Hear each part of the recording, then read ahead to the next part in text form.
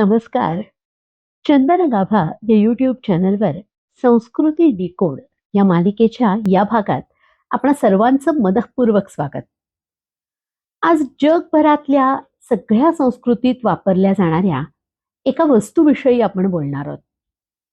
ही एक वस्तू अनेकांचा फायदा करून देते.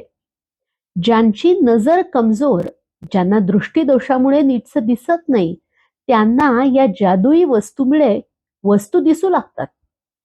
एखाद्या व्यक्तीच्या पेहरावाचा भाग होऊन जाणारी ही वस्तू, त्याची विशिष्ट आकाराची फ्रेम त्या व्यक्तीची ओळखच होऊन जाते. काही जण गरज म्हणून वापरतात, काही स्टाईल म्हणून प्रभाव पाडायला वापरतात, तर काही जण चक्क दागिना म्हणून वापरतात. या एका गोष्टीच्या वापराने अनेकांचे व्यवसाय बहरले आहेत. कोणी अगदी गरज म्हणून साध्या सुध्या दुकानातून आणतात, तर कोणी चकचकीत दुकानांच्या साखळीमधून आणतात. एकदा गरजेचा झाला की मग ती गरज फारच कमी वेळा नाहीची होते. वाढते मात्र अगदी खात्रीनं.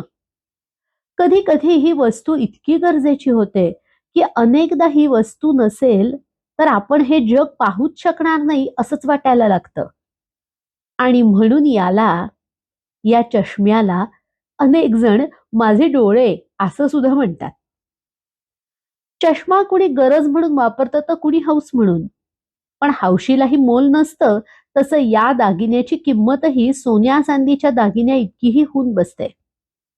पडतो, फुटतो, हरवतो म्हणून कुणी याला दोरी बांधून गळ्यात अडकवतो, तर कोणी सतत हातात केस धरून सारखं केसमध्ये नीट ठेवतो. आता गळ्यात दोरीने बांधायचाच आहे, तर मग काही जण रंगीबेरंगी आकर्षक दोरी वापरणारे सुद्धा असतात.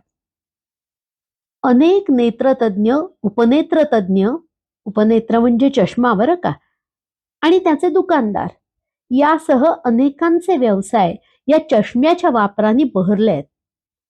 एकेकाळी दृष्टीदोष म्हणून पर्यायाने व्यंग समजलं जाऊन लग्नाच्या बाजारात वैगुण्य ठरल्यामुळे अडथळा आणणारा हा चष्मा आजकाल तितकासा नकारात्मक वाटेनासा झालाय. या चष्म्याचा भारतातला वापर कधीपासून सुरू झाला आणि तो कुणी भारतात आणला, यावर परशुराम कृष्ण गोडे यांनी केलेल्या संशोधनाच्या आधारे चष्म्याच्या वापराचा इतिहास जाणून घेऊया. चष्मा या वस्तूचा जगातला पहिला उल्लेख पेप्य नावाच्या माणसाच्या रोजनिशीमध्ये आढळतो. 1703 साली तो हे जग सोडून गेला. लंडनमध्ये राहणाऱ्या या नौदलातल्या अधिकाऱ्यांनी 10 वर्ष सातत्यानं रोजनिशी लिहिली. ही त्याची रोजनिशी 1825 साली 6 मोठ्या खंडांमध्ये प्रसिद्ध झाली. एखाद्याची रोजनिशी इतकी मोठी खंडांमध्ये प्रसिद्ध होण्यासारखी का बरं ठरली असावी? तर त्याचं कारण असं होतं की त्या रोजनिशीमध्ये 1 कोटी बोलीभाषेतल्या शब्दांच्या लेखी नोंदी आहेत. आणि या रोजनिशीत एका पानावर तो लिहितो, I this evening did buy a pair of green spectacles. चष्म्याचा हा पहिला लिखित संदर्भ. भारतात चष्मा कधी आला याचा पहिला लिखित पुरावा सांगतो की तो 1616 पूर्वी आला.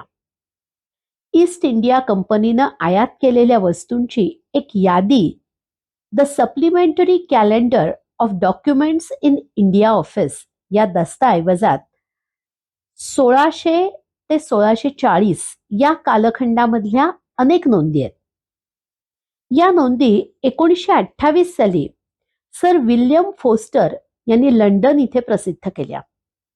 यामध्ये ज्या ब्रिटनहून आणलेल्या वस्तू कमी खपल्या आणि त्यामुळे मागवायच्या नाहीत अशा वस्तूंची एक यादी आहे आणि चक्क त्याच्यामध्ये चष्म्याचा उल्लेख आहे.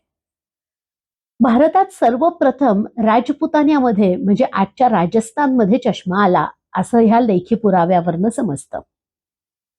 ग्रीक आणि रोमन लोकांना काचेतून प्रकाशकिरण पलीकडे गेल्यावर पलीकडे असणारी वस्तू मोठी दिसते हा काचेचा गुणधर्म माहिती होता. आपण ज्याला आज भिंग किंवा लेन्स म्हणतो त्याचा वापर चष्म्याच्या काचेत केला जातो.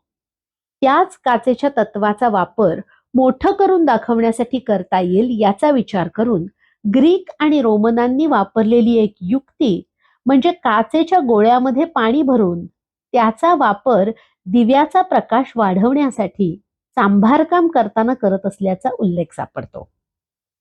संस्कृत साहित्यामध्ये सूर्यकांत नावाच्या मण्याचा उल्लेख आहे. याच मण्यासाठी दीपोत्पल, अग्निमणी असेही शब्द आलेत आणि सूर्यकांताप्रमाणेच चंद्रकांत मण्याचाही इथे उल्लेख आढळतो. संस्कृत साहित्यातले काही संदर्भ आणि चष्म्याविषयीची आणखीन काही माहिती आपण बघूया उद्याच्या भागात. आजचा भाग इथे थांबूया. संस्कृती डिकोड या मालिकेचा चष्म्यावरचा हा भाग तुम्हाला कसा वाटला ते मला आवर्जून कळवा आणि तुम्हाला आवडला असेल तर चष्मा घालणाऱ्या आणि न घालणाऱ्या ज्यांना हे आवडेल अशा अनेक लोकांना पाठवायलाही हरकत नाही. भेटूयात तर उद्याच्या भागात. तोपर्यंत नमस्कार.